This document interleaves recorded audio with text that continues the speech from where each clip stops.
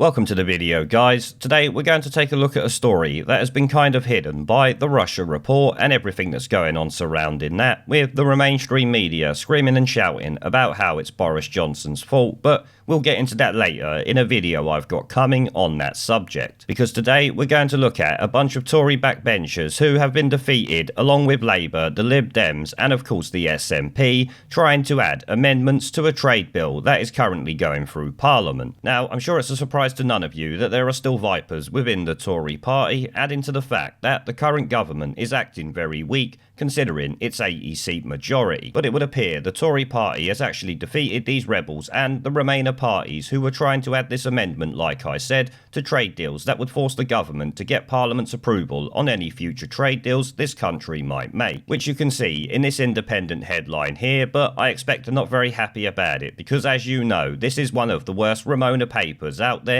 alongside The Guardian, of course. Now, before we get into the Independent article, remember the daily live stream has moved over to Twitch, so if you want to join me over there to chat in real time, the link will be down in the video description, along with the channel's other social media links. But back to the Tory traitors and their defeat in Parliament yesterday. The Independent article headlines: Tory backbenchers defeated in attempt to put any future trade deals through Parliament. Now, government scrutiny is always good, but we know what Parliament plans to do. We see it for the past few years before the election last year, so that is why I am happy about this result. And also, the precedent it would set if they allowed it to go through. You would have Tories rebelling left, right and centre because, of course, politicians are a bunch of snivelling shitweasels. MPs have defeated an attempt by Tory backbenchers to ensure Parliament has a vote on any post-Brexit trade deal. An amendment to the trade bill currently going through the Commons would have given MPs and peers a say on any new agreement signed by the government. Jonathan Dannegley, the Conservative MP who led the rebellion, had argued that the US Congress approves similar deals, and just take a look at the clusterfuck that goes on over there when the President wants to get anything done and Congress decides to go against him, as we have seen in recent months. He accused the government of taking a position of less scrutiny than we did as a member of the EU, because EU trade deals are subject to a vote in the European Parliament because they want to make sure they can get as much money out of it as possible, let's be honest. Although his amendment was supported by Labour and the Liberal Democrats, it failed to attract enough Tory rebels to pass because they're all a bunch of snivelling shitweasels, and at least some of the Tory party know going against what people voted for is not a good idea,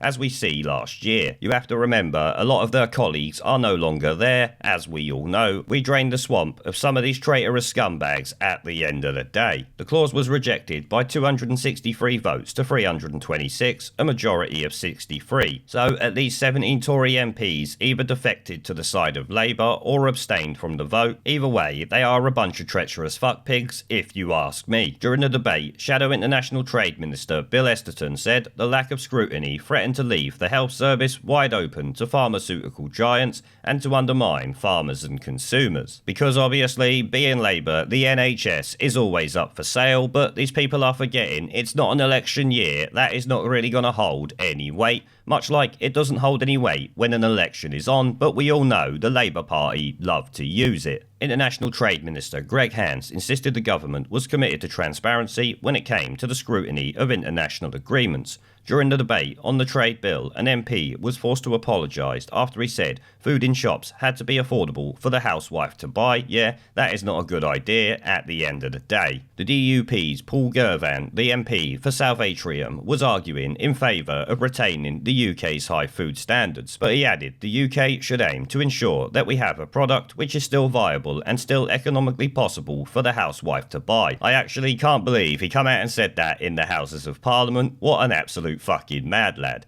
He added, "I've used the wrong term, I apologise, but those that are buying in their basket of food in the supermarket, they will definitely be able to get the best value for it." What an absolute idiot and a piss poor backtrack at the end of the day. But like I said, there are still a bunch of Tory traitors within the Houses of Parliament that we need to get rid of as soon as possible. The Julian Lewis situation the other day showed the Tory party are not worried about kicking people straight out if they go against the government, so questions need to be asked about what they're going to do about these latest Tory rebels and whether they will keep them on a short leash in future. As I've said before, scrutiny is always a good thing, but not not from the bunch of Ramoning fuckpigs that are in Parliament trying to push this amendment, so I'm very happy that it's gone down the shitter. Now before I go, I will be doing a live stream on the YouTube channel soon to celebrate a great achievement that the channel has made, all thanks to you guys, so stay tuned for that one, it will be coming soon. There is a pattern consistent throughout history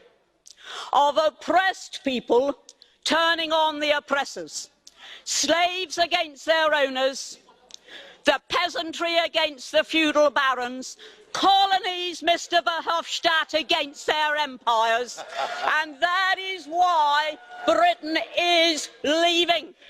And it doesn't matter which language you use, we are going, and we are glad to be going. We're off.